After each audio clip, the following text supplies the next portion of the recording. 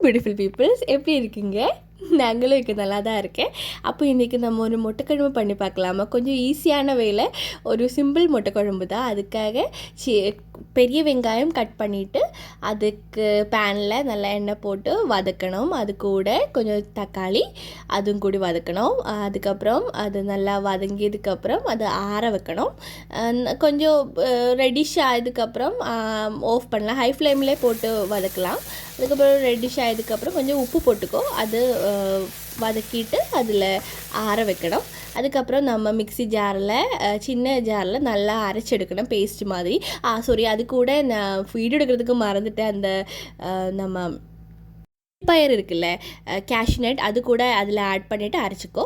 அதுக்கப்புறம் பேனில் எண்ணெய் கொஞ்சம் போட்டுட்டு அதில் முட்டை நம்ம பாயில் பண்ணி வச்சுருக்கல அது போட்டு அதில் மஞ்சள் தூள், மிளகாத்தூள், அது கூட கொஞ்சம் உப்பு போட்டுட்டு நல்லா வதக்கிடுங்க.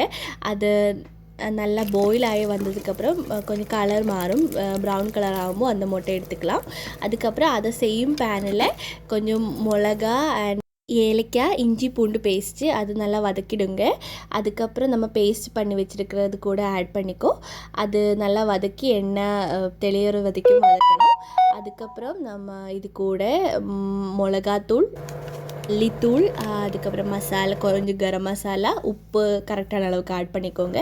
அது நல்லா வதங்கியதுக்கப்புறம் அது கூட நம்ம இப்போது அரைச்சது மிக்ஸு கூட நல்லா தண்ணி சேர்த்து அது நம்ம அந்த வாஷ் பண்ணி அதில் ஊற்றிடுங்க. அது கூட நம்ம கசூரி மேத்தி இருக்குல்ல, உலுவா இலை, அது இருந்தால் அது கொஞ்சம் ஆட் பண்ணிட்டோன்னா நல்லாயிருக்கும், நல்லா ஃப்ளேவர் கொடுக்கும். அது கூட முட்டை ஆட் பண்ணிக்கோங்க. அது நல்லா பாயில் பண்ணிவிட்டு ஆஃப் பண்ணிக்கோங்க. எண்ணெய் தெளிஞ்சு வரும்.